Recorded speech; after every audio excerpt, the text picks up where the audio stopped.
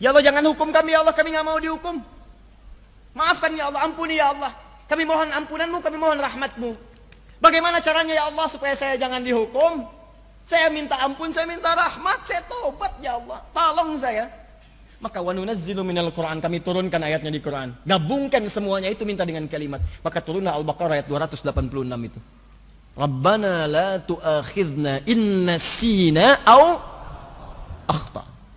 Rabbana wa la tahmil 'alaina isran kama hamaltahu 'ala alladhina min Rabbana wa la tuhammilna ma la taqata lana wa'fu afu waghfir ghafir ghafar ghafur warhamna rahmah anta maulana fansurna 'alal qaumil. Allahu akbar. Turun di keheningan malam Anda minta ya Allah. Kalau nggak paham ayatnya, bacakan maknanya. Hamba mohon ya Allah, hamba-hamba yang salah tidak luput dari dosa, tapi ampunanmu lebih luas ya Allah dibandingkan dengan murkamu. Mohon ya Allah ya Rabb rahmatak. Para ulama itu kalau dalam kesempatan dia memohon, kalimatnya singkat, Allahumma rahmatak, Allahumma rahmatak, Allahumma rahmatak, Allahumma rahmatak, Allahumma rahmatak, Allahumma rahmatak. Minta. Dan dia bayangkan bapaknya, ibunya, dirinya, istrinya, atau istri suaminya, anak-anaknya. Minta. Dan setelah dia salat tahajud menjelang kepada fajar, dia mohon kepada Allah. Itu yang disebut oleh Quran surah ke 51 ayat 18, kebiasaan istighfar dia. Wabil ashari hum yastaghfirun, istighfar. Astaghfirullah, astaghfirullah, astaghfirullah. Rabbana zalamna anfusana wa illam taghfir lana wa tarhamna lanakunanna minal khasirin. Allahumma rahmatak ya Rabb, Allahumma rahmatak, Allahumma rahmatak. Rabbana la tu'akhidna in nasina aw akhtana. Rabbana wa la tahmil 'alaina isran kama hamaltahu 'alal ladzina min qablina. Rabbana wa la tuhammilna ma la taqata lana bihi wa'fu 'anna waghfir lana warhamna anta maulana. Anta maulana. Kau Tuhan kami ya Allah. Kalau Tuhan saja tidak mengampuni kami, lantas kepada siapa lagi yang mesti minta ampun? Kalau yang Maha Mengampun saja, yang Maha Pengampun tidak menurunkan ampunannya, lantas kepada siapa lagi kami mesti memohon? Kalau yang Maha Rahmat saja tidak menurunkan rahmatnya, kepada siapa lagi kami mesti minta ya Rabb? Anda mintakan sujud. Anda minta untuk teman-teman Anda sekitaran. Kalau Anda merasa baik, minta saudara yang lain. Minta yang jauh, tetangga dekat, tetangga jauh, di Palu, di Lombok, seluruh kisaran Nusantara, Indonesia, belahan dunia, mohonkan. Sepanjang ada orang-orang beristighfar, maka itu bisa menahan azab Allah Subhanahu wa taala. Wa ma kana Allahu liyu'adzibahum wa anta fihim. Wa ma kana Allahu yu'adzibahum wa anta fihim. Tapi yang paling menarik, wa ma kana Allahu mu'adzibahum wa hum yastaghfirun. Allah enggak akan mungkin menghadap umatmu ya Muhammad SAW, sepanjang engkau ada bersama mereka. Wa anta fihim. Jadi kalau nabinya masih ada, umatnya enggak akan diadab. Tapi sekarang bagaimana kalau nabinya enggak ada? Wa ma kana Allahu mu'adzibahum. Kenapa kalimat kata kerja itu berubah jadi kata benda, isim fa'il, pelaku? Yang pertama, wa ma kana Allahu liyu'adzibahum, pakai kata kerja. Saya nggak akan mungkin mengazab mereka ya Muhammad sepanjang engkau masih ada dengan mereka. Kata kerja. Kenapa ada menggunakan kata kerja di situ? Karena pekerjaan umat Muhammad SAW dulu ketika nabinya ada, masuk Islam mereka, jarang yang bermaksiat itu jarang. Semuanya taat. Tapi ketika berubah kalimatnya setelah nabinya wafat, menggunakan isim fa'il mu'adzibahum pakai mim. Kenapa berubah pakai mim? Isim fa'il tuh. Isim fa'il itu langsung memberi pelaku. Ingin memberikan gambaran, setelah kamu wafat banyak penyimpangan di umatmu, sudah layak sebetulnya mereka diadab. Sudah layak diazab nih. Cuman kenapa ditahan? Kenapa ditahan? Wahum yastaghfirun. Karena ada sebagian di antara mereka yang banyak istighfar kepada Allah. Itu yang bangun di malam hari. Mungkin antum tuh belum dihukum, bukan karena antum nggak salah. Ada tetangga antum yang malam-malam istighfar, bangun tahajud. Dia mohon ampunan kepada Allah. Dan kenapa Anda tidak menjadi pelakunya? Bangun malam istighfar, minta ampun. Walaupun menjelang fajar cuma 5 menit, 3 menit, duduk aja, nggak usah ketahuan orang lain. Minta. Astagfirullah, astagfirullah, warahmatullah, warahmatullah. Jadi kalau ampunan sudah diturunkan, keberkahan datang teman-teman. Datang, minimal cinta Allah datang. Innallaha yuhibbut tawwabin, Allah cinta pada orang taubat. Ya, ini lihat sini nih, ini gelas nih. Isinya air. Ini kalau kotor, ditutup nih, nggak bisa masuk apapun. Saya sering contohkan ini. Nggak bisa masuk apapun. Ini hidayah mau masuk susah. Anda mau buka, kalau sudah buka, Anda kosongkan dulu ini. Tutup, buka sekat maksiatnya, buka begini. Keluarkan kotorannya dengan istighfar. Begitu Anda keluarkan kosong, kalau kosong diisi apa aja gampang. Maka sholat jadi gampang, baca Quran jadi gampang, sedekah jadi gampang, semua jadi gampang. Kalau sudah gampang maka sudah. Dekatlah Anda dengan Allah Subhanahu wa taala.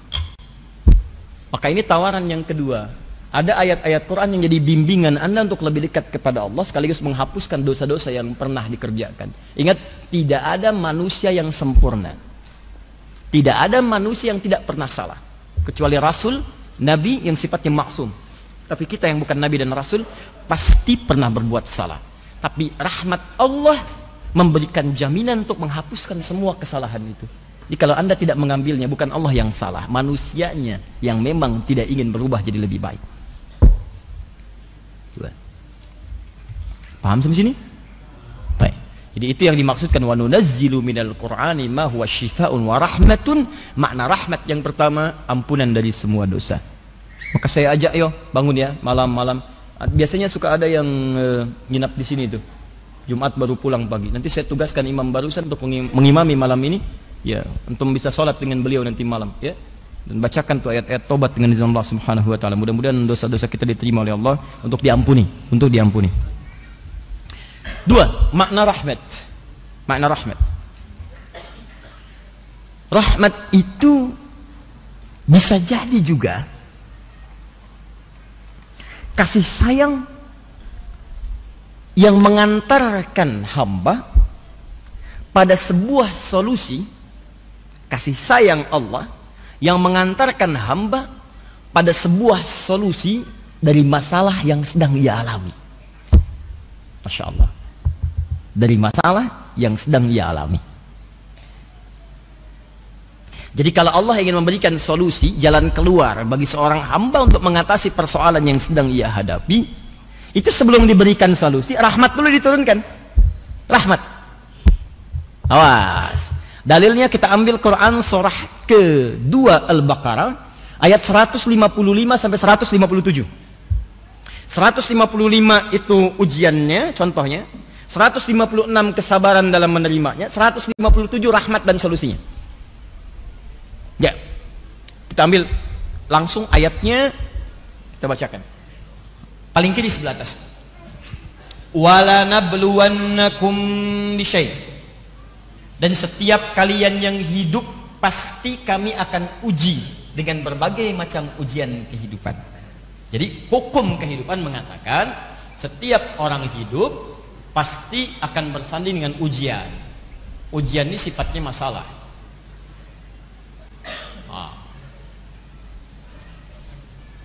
Tolong pahami dulu ya, tolong pahami. Ujian ini diturunkan oleh Allah bukan ingin menjadikan orang hidup terbelit masalah, bukan. Awas, lihat cara berpikirnya. Tapi ingin meningkatkan kualitas kehidupan seorang hamba. Jadi kalau seseorang sedang mendapatkan ujian masalah, sebetulnya masalah itu turun bukan ingin menjadikan kehidupan dia bermasalah, bukan. Jangan salah cara berpikirnya. Cara berpikirnya adalah karena Allah ingin merubah kualitas hidupnya jadi meningkat lebih baik. Karena dalam kehidupan dunia itu sifat ujian selalu hadir untuk meningkatkan kualitas kehidupan. Gini, logika paling sederhananya sekali. SD, anak SD. Kalau dia mau naik ke SMP, ikut ujian nggak? Ujian. Masalahnya banyak yang dihadapi, soal-soal. Kerjakan ini, kerjakan itu. Jadi masalah tuh. Dia pikirin, ibunya kemudian ikut terlibat, bimbing, ajarin ini, ajarin ini, ajarin ini. Ini baca ya, ini ibu Budi, ini bapak Budi, ini tetangga Budi, ini tasnya Budi, ya ini kucingnya Budi. Dia tanya, kenapa semuanya punya Budi? Nah itulah orang Budi itu orang yang sangat kaya, punya semuanya, tapi kekayaannya tidak membuat dia jauh dari Allah Subhanahu Wa Taala. Mau seperti Budi, mau mah, udah gitu. Ayo baca. Kalau kamu bisa baca dengan baik, besok atasi ujian itu, kamu insya Allah dekat seperti Budi. Semangat dia. Begitu di jalan dia mau masuk ke sekolah, wah ini ibu Budi, ini bapak Budi, masya Allah. Sampai ke gurunya mengatakan, pak ini ibu Budi. Padahal ibu dia namanya Asep. Sini. Nah, jadi anak SD itu diuji bukan untuk membuat dia bermasalah, tapi supaya kualitas keilmuannya meningkat, mentalnya naik, bagus. Apa ukurannya? Ujian. Kalau sudah lulus dari situ baru masuk SMP. Sebab kalau tidak diuji, bagaimana ketahuan dia mampu menjalani tingkat kehidupan dari dia di SMP? Tingkat pendidikan dia di SMP, pelajaran dia di SMP, mesti naik dulu statusnya. SMP pengen masuk ke SMA, ikut ujian. SMA pengen masuk kampus, ikut ujian. Dari kampus pengen dapat ijazah, ikut ujian. Nggak ada tiba-tiba ujug-ujug orang dapat ijazah. ikut ujian. Walaupun formalitas ilmunya lebih tinggi dari dosennya, tetap akan ikut ujian. Di sidang sama dosen tetap ikut. Kenapa? Karena itu hukum kehidupan. Anda di rumah tangga, Anda di kantor, Anda di kehidupan sosial, pengen hebat, naik status, pengen lebih mulia, pengen lebih kuat, pengen naik status sosialnya, pengen lebih tinggi kedudukan, ikut ujian. Anak SD ada diuji, masa Anda enggak? Kalau Anda enggak siap menghadapi ujian, tanyakan sama anak SD. Bagaimana cara menghadapinya? Kalau Anda tidak siap menghadapi ujian, malu sama anak SD. Anak SD ada diuji, masa Anda yang lulus SD nggak mau diuji? Anak SD aja belum berumah tangga, Anda sudah berumah tangga. Yang belum berumah tangga lulus ujian, masa ada yang berumah tangga nggak mau diuji? Ini siapa? Halo? Nah, itu ya. Apakah jomblo diuji? Diuji, sama aja. Ada ujian persaingan, ada ujian macam-macam, kan? Ya, nanti kita bahas lain waktu. Jomblo syariah, jomblo sengketa, jomblo fisabilillah. Ya. Dari sini. Sekarang jadi itu cara mengatasinya ya. Cara memahaminya kalau sedang dapat ujian, berarti ingat. Pertama kali yang harus Anda yakinkan pada jiwa, kalau prinsip Quran ini dipakai, Anda akan nikmat dalam menghadapi ujian. Bahkan ada orang-orang yang gembira ketika diuji. Malah kalau nggak diuji, dia sedih tuh. Kok nggak diuji ya? Kok nggak diuji? Berarti ada yang tidak diinginkan dalam kualitas hidupnya. Bahkan orang-orang tuh ada yang gembira. Wabasyiris sabirin. Orang sabar itu pasti gembira. Berikan kabar gembira pada orang sabar. Siapa orang sabar? Orang yang diuji.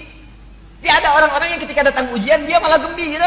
Allah, terima kasih turunkan ujian pada saya bukan pada yang lain. Mau naik status hidup saya. Mau naik. Jadi pertama kali tanamkan pada jiwa, kalau Anda sekarang sedang mendapat ujian, berarti kualitas hidup Anda akan meningkat. Nah, Masya Allah. Naik Anda di hadapan Allah Subhanahu wa Ta'ala. Yang kedua, pahami betul ya, pahami ini. Jadi kalau cara memandang kita seperti ini, kita akan lebih tenang dan lebih siap menghadapi berbagai ujian. Kedua, ingat baik-baik kalimat ini. Ini kalimat Quran. Allah tidak akan pernah menguji seseorang di luar batas kemampuannya. Ujian itu selalu menggunakan di Quran kalimatnya sama dengan pertama sesuai dengan kemampuan. Di ujian itu berbanding lurus dengan kemampuan. Orang yang tidak mampu mengatasi ujian gak akan diuji. Demi Allah saya katakan, ada ujian yang diberikan kepada Anda, bukan pada saya. Itu Allah memandang Anda yang sanggup, saya nggak mampu. Saya mah apa tuh? Ya, Anda yang mampu, makanya nggak dititipkan kepada saya. Jadi Anda nggak usah mengeluh, Anda mestinya bangga. Karena kaidah mengatakan dalam Al-Quran ayatnya jelas, la yukallifullahu nafsan illa. Nggak akan pernah Allah menguji seseorang di luar batas kemampuannya. Jadi kalau Anda merasakan ujian berat sekali, ya Allah, kenapa mesti saya? Why me? Kata Allah, why not? Kenapa tidak? Kamu yang mampu, Adi Hidayat nggak mampu, makanya nggak saya titipkan ujian pada Adi Hidayat. Cuman kamu yang mampu. Di Anda dipercaya oleh Allah, kenapa Anda nggak yakin pada diri sendiri? Makanya ketika ada ujian seperti itu, tanamkan pada diri, alhamdulillah saya yang dipilih. Saya yang dipilih. Tidak orang lain. Pasti ada hikmah bagi saya. Alhamdulillah ya Allah, Engkau percaya pada saya bukan yang lain, karena saya sanggup. Tapi jangan berlebihan. Bikin status, memang cuma saya yang sanggup, yang lain tidak, ceklik.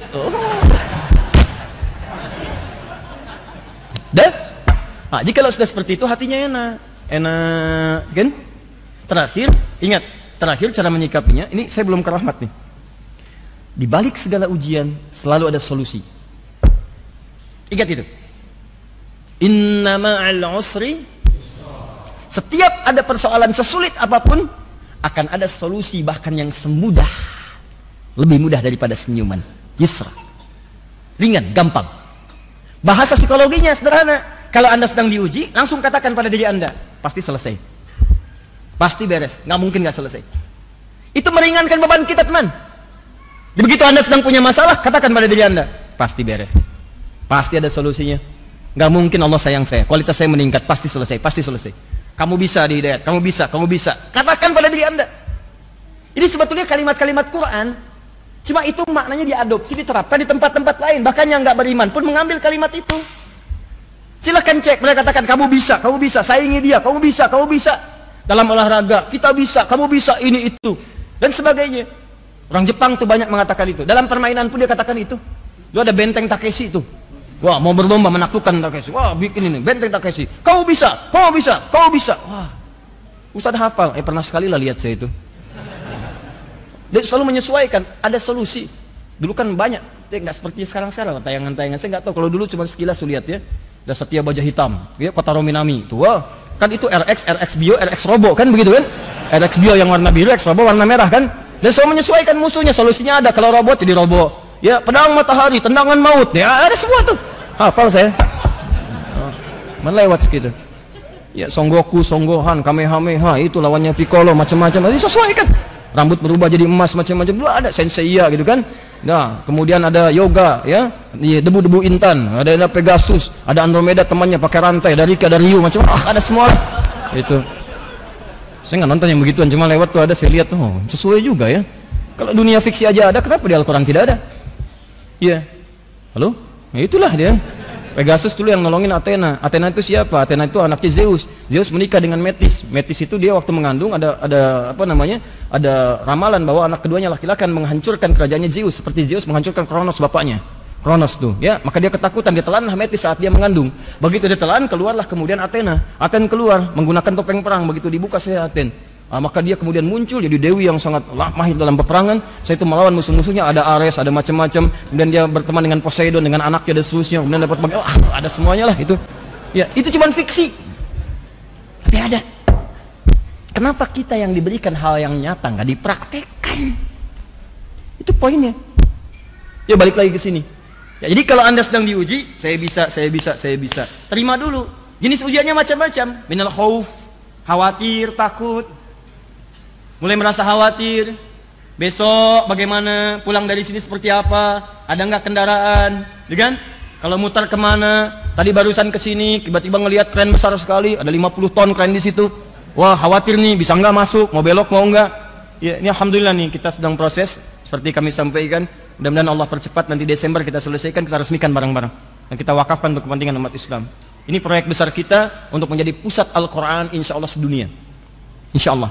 Insya Allah, ya, insya Allah akan jadi pusat Quran.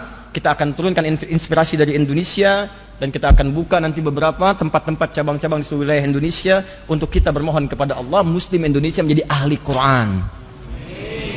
Kalau sudah jadi ahli Quran, semua akan terbantu mendapatkan barakahnya. Bangsa terbantu, saudara terbantu, kerabat terbantu, karena tidak pernah ada yang buruk dari Al-Quran. Semuanya akan baik-baik, dari ujung kepala sampai ujung kaki. Itu harapan kita. Insya Allah jadi yang terbaik dengan izin Allah Subhanahu Wa Taala. Nanti saya sampaikan di akhir, kita nanti akan launchingkan program-program ini pada catat tanggalnya 27 Oktober. Ya. Jadi kalau 28 Oktober Sumpah Pemuda, 27 Oktober Sumpah Ahli Al-Quran. Insya Allah. Bagi Anda yang terlibat nanti kami sampaikan undangannya. Di situ nanti akan dibagikan buku-buku yang mendekat kepada Al-Quran. Ada syekh-syekh ahli Al-Quran, ada tokoh-tokoh Al-Quran, dan kita akan berkumpul di satu tempat, berikan inspirasi pada dunia dengan izin Allah Subhanahu Wa Taala. Nanti kami berikan undangannya dengan izin Allah Subhanahu Wa Taala. Kembali dulu ke sini. Wala nabluwannakum bisyai' minal khauf wal ju', lapar. Tuh, mulai lapar. Ya, dari sore di sini, lewat maghrib, duduk, kalau keluar takut ditempatin orang, gitu kan? Mau wudu berat, tuh, udah khawatir, lapar, nahan-nahan. Dibuka apa enggak, lihat bakpao sana, lihat bakpao sini, gitu kan? Macam-macam. Wa naqsi minal amwal, uang berkurang, sudah datang, uang enggak ada, pengen makan, lapar, gitu kan? Macam-macam. Wal anfus, sakit sampai ada yang meninggal. Wa basyiris sabirin. Lihat cara baca ayatnya, cara membacanya. Wa basyiris sabirin. Muhammad SAW berikan kabar gembira pada orang sabar. Ada orang yang mendapatkan ujian ini malah gembira. Gembira. Siapa dia? Orang sabar. Bagaimana cara sabar? Alladzina idza asabathum musibah qalu inna lillahi wa inna ilaihi rajiun. Mereka itu adalah orang-orang yang punya prinsip saat diuji dengan berbagai ujian tadi. Datang ujian, dia punya prinsip. Ngapain saya mengeluh? Inna lillahi wa inna ilaihi rajiun. Semua yang hilang itu punya Allah, bukan punya saya. Jangankan barang-barang itu, jangankan kedudukan, jangankan penyakit, diri saya aja punya Allah. Kalau mau diambil terserah pemiliknya, masa saya nolak? Inna, sungguh kami itu siapa? Tangan kami, mata kami, kepala kami, kaki kami, nyawa kami. Lillah punya Allah. Diri saya aja bukan punya saya. Masa saya kehilangan sendal sampai marah-marah? Tugas saya cuma nyari. Nggak ada istighfar, cari lagi ikhtiar. Kedudukan mau ditukar silahkan, itu cuma titipan. Jangankan kedudukan, nyawa saya aja punya Allah. Kalau mau diambil terserah Allah. Maka kalau prinsip hidup Anda seperti ini, enak tuh. Enak. Anda tinggal ikhtiar. Tapi bukan berarti kehilangan sesuatu didiamkan. Naik bis, kan? Ada orang pemuda bertato, wajahnya nggak enak, tangannya masuk ke dompet ibu-ibu begini. Biarin aja, punya Allah. Maling. Katakan pencuri. Itu. Jadi ikhtiar, ambil solusi. Yang menarik begini, orang-orang yang saat diuji, di rumah tangga diuji, di kantor diuji, mungkin Allah berkehendak menaikkan status saya. Alhamdulillah ya Allah, ini kan darimu, pasti selesai. Nggak mungkin Allah engkau titipkan ujian kalau engkau nggak turunkan solusinya. Ya Allah, jangankan itu ya Allah, kedudukan, tangan saya pun punyamu. Kalau engkau ingin tukarkan dengan sahabat saya ridha ya Allah. Mungkin dia lebih baik dalam pandanganmu. Terima kasih engkau titipkan kedudukan kepada saya selama ini. Dan mohon terima amalan-amalan saya dalam menggunakan kedudukan itu ya Allah. Jangan jadikan hati saya rakus terhadap kedudukan ya Rabbal Alamin. Apalagi dengan itu saya menyengsarakan orang-orang yang saya pimpin ya Arhamar Rahimin. Ampuni dosa-dosa saya ya Allah. Jangan biarkan keluhan di salah seorang yang saya pimpin ya Allah menjadikan saya mendapatkan murka darimu. Saya takut ya Allah. Kalau semua pemimpin punya prinsip seperti ini, nggak ada orang saling menjatuhkan untuk mendapatkan kepemimpinan. Dan hebatnya teman-teman sekalian, ketika perasaan itu ada, turunlah kemudian pujian dari Allah. Ayat 157-nya. Ulaika ala salawatim min rabbihim. Orang-orang yang sabar saat diuji, menerima, dia berikhtiar, sabar menerima, terus berikhtiar mengatasi, tidak mengeluh, dia berusaha, maka dipuji oleh Allah. Allah, Masya Allah, kamu ini hamba luar biasa. Yang lain mengeluh, kamu bersabar. Yang lain cuma mengeluh, kamu cari solusi, kamu berikhtiar. Luar biasa. Setelah itu apa yang diberikan? Rahmat. Ulaika alaihim salawatun min rabbihim wa rahmat. Kasih sayang Allah turun untuk mengantarkan pada solusi. Jadi begitu Anda sabar, sebetulnya orang sabar itu lebih dekat kepada solusi dibandingkan pengeluh yang mengeluhkan setiap persoalannya. Jadi kalau Anda bersabar saat ujian, Anda sudah mendapatkan setengah solusi. Setengah solusi. Setengahnya lagi Allah akan turunkan melalui kesabaran Anda dalam berikhtiar.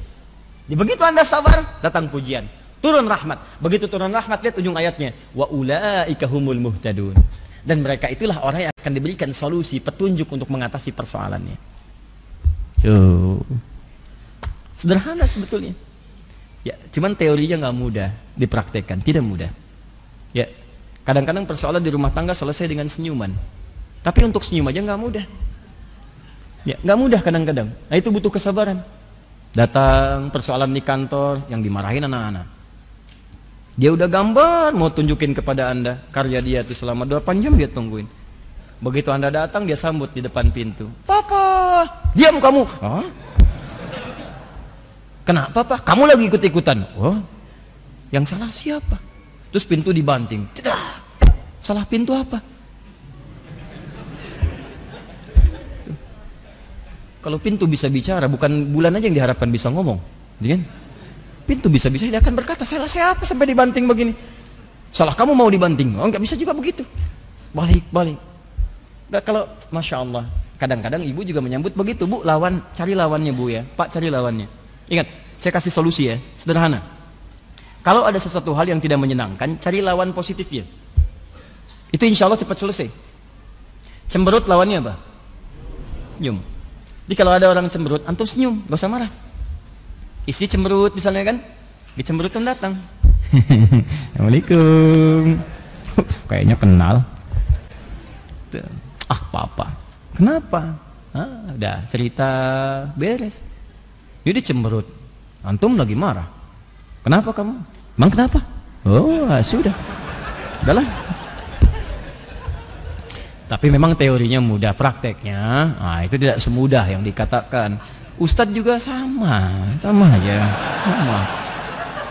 Makanya jarang ada ustadz ceramah bawa istrinya, jarang sekali. Ini live ya. Kita selesaikan di rumah ya. Oke, insyaallah. Paham? Jadi sekarang apa ayat-ayat tentang rahmat itu? Kalau sedang punya masalah, kan? Nah, sambungkan lagi. Ayo, teori besarnya kan kerangkanya di Quran surah 17 ayat 82. Apa ayat-ayatnya untuk mendapatkan rahmat tuh? Kalau di rumah tangga ada masalah, bagaimana cara mendapatkan ayat rahmat? Kan kata Quran, wa nunazzilu minal Qur'ani ma huwa syifaa'un wa rahmatun. Di antara makna rahmat solusi dari masalah. Nah, kalau Anda sedang punya masalah, baca ayat Quran, pelajari. Praktekkan dalam hidup. Apa ayatnya? Maka turunkanlah kemudian di Quran ayat-ayat rahmat terkait dengan solusi dalam kehidupan. Contoh, kalau di rumah tangga ayat rahmatnya apa? Turunkan Quran surah keempat misalnya, ayat 34 sampai 35. Kalau ada sengketa suami istri, bagaimana menyelesaikannya? Di situ ada. Dari mulai komunikasi, dari mulai saling berpisah dulu tempat tidur, dimulai saling memberikan pelajaran dulu, saling merenung, sampai minta pendapat kepada orang bijak. Ya, wa in khiftum shiqaqa bainihima fab'athu hakaman min ahli wa hakaman min ahliha ya in yurida islaha yuwaffiqillahu bainahuma. Ada semua turunannya. Kalau anak-anak sedang punya masalah di sekolah, bagaimana caranya? Ya, sulit untuk paham, ya sulit untuk cepat menangkap pelajaran, apa ayatnya? Turunkan lagi. Kalau di kantor ada persoalan, antum diisengin orang, kadang-kadang misalnya kerja keras antum diserobot oleh orang lain, antum ikut tender, yang menang antum, tapi kok proyeknya dibawa orang, apa ayatnya? Ada. Ya, itu luar biasa. Turunkan ayat-ayatnya 1, 2, 3, 4, ada semuanya. Jadi kalau anda turunkan itu, baca. Habis sholat berdoa. Kan habis sholat itu zikir kan? Zikir. Apa dalilnya? Quran surah keempat ayat 103. Fa'idha qadaitumus sholata fadhkurullah. Jika anda telah tuntas mengerjakan sholat, berzikirlah kepada Allah. Apa di antara makna zikir? Banyak. Istighfar itu zikir. Hadis Muslim nomor hadis 591. Astagfirullah, astagfirullah, astagfirullah. Allahumma anta salam, minka salam, tabarakta ya dzal jalali wal ikram. Tapi ingat, baca Quran pun zikir, karena Quran disebut dengan zikir. Quran surah 15 ayat ke-9. Inna nahnu nazzalna dzikra. Kami telah turunkan Al-Quran sebagai zikir. Menghafal Quran, mengulang bacaan-bacaan itu zikir. Zikir disebutkan di Quran surah ke-54 ayat 17, ayat 22, ayat 30, ayat 32, ayat ke-40. Zikir. Walaqad yassarnal Qur'ana lidzikri. Kami telah mudahkan Al-Quran sebagai zikir. Ini bukan bacaan biasa. Kenapa setelah anda selesai sholat tidak baca ayat-ayat itu? Jadi kalau itu dibacakan tuntas, anda di kantor nih, jeda zuhur. Zuhur jeda tuh. Sebelum zuhur punya masalah. Begitu selesai sholat, bacakan ayat-ayat Qur'annya, minta sama Allah. Ya Allah, engkau yang berjanji memudahkan. Engkau yang katakan dalam firman-Mu, ya Allah, yuridullahu bikumul yusra wa la yuridu bikumul usra. Engkau menginginkan kemudahan bukan kesulitan. Engkau yang menjadikan solusi ya Allah dalam setiap kehidupan. Engkau yang katakan inna ma'al usri yusra, inna ma'al usri yusra. Ya Allah, engkau katakan setelah pekerjaan selesai, lapangkan ya Allah, siapkan dan siapkan untuk selanjutnya. Fa idza faraghta fansab wa ila rabbika farghab. Ya Allah, engkau yang katakan kepada Rabb kau bertawakal. Saya sekarang bertawakal ya Rabb. Saya telah berikhtiar, saya telah berusaha, saya telah mengatakan menyampaikan apa yang telah Engkau katakan. Saya telah menjalankan apa yang telah Engkau firmankan. Sekarang saya memohon apa yang telah Engkau janjikan. Engkau akan memberikan kemudahan, saya minta kemudahan itu. Engkau akan memberikan solusi, saya minta solusi itu. Kalau dengan semua hal yang saya kerjakan sesuai petunjuk-Mu belum Engkau kabulkan juga, maka tunjukkan pada hamba di siang hari ini ya Allah. Dengan cara apa lagi hamba mesti bermohon kepadamu? Minta. Duhai anda yang besoknya mau ujian, malamnya bacakan ayat-ayat untuk bisa memohonkan kepintaran, minta pemahaman. Allahumma ya Allah, Engkau yang memudahkan orang untuk belajar ya Allah. Engkau yang turunkan ilmu, Engkau yang menyebut dirimu dengan Al-Alim. Hamba mendekat kepadamu ya Allah. Dan Engkau janjikan siapa yang mendekat meningkatkan takwa, Engkau tambahkan pengetahuan. Bahkan Engkau ajarkan pengetahuan. Ya Allah, Engkau yang berfirman dalam ayat-Mu ya Allah, wattaqullah wa yu'allimukumullah. Engkau tingkatkan takwa, aku ajarkan pengetahuan. Engkau yang berfirman dalam ayat-Mu ya Allah, wa ma kana al-mu'minuna liyanfiru kaffah falaula nafara min kulli firqatin minhum ta'ifatun liyatafaqahu fid din. Engkau yang firmankan dalam ayat-Mu ya Allah, yarfa'illahu alladhina amanu minkum walladhina utul ilma darajat. Engkau yang firmankan ya Allah, wa ma utitu minal ilmi illa qalila. Ya Allah ya Arab, hamba memohon sebagian dari apa yang Kau janjikan itu. Ajarkan hamba pengetahuan ya Allah. Pahamkan hamba ya Allah. Tingkatkan iman hamba dengan pengetahuan yang telah Engkau tambahkan pada diri hamba ya Allah. Ajarkan dari yang sedikit itu pemahaman ya Rabbal Alamin. Duhai Allah yang menitipkan pada lisan Muhammad sallallahu alaihi wasallam, lisan Rasulmu yang terakhir, yang ketika ia mengajarkan pada keponakannya ya Rabb, pada hambamu Ibnu Abbas ya Allah, dengan kalimat Allahumma faqihhu fid din wa 'allimhu ta'wil. Ya Allah, mohon lekatkan kalimat itu pada diri hamba ya Rabbal Alamin. Pahamkan hamba ya Allah. Mudahkan hamba dalam mengatasi ujian-ujian pengetahuan. Datang tuh, minta. Ada semua. Diturunkan ayatnya. Turunkan. Bikin. Anda punya masalah apa? Makanya setiap persoalan-persoalan itu diidentifikasi. Sebelum sholat dilihat. Nanti cari ayat yang sesuai. Minta. Keluarkan ayat itu yang dimaksud. Wa nunazzilu minal Qur'ani ma huwa syifa'un wa rahmatun. Ayat-ayat rahmat turunkan. Jadi kan yang dibaca itu aja.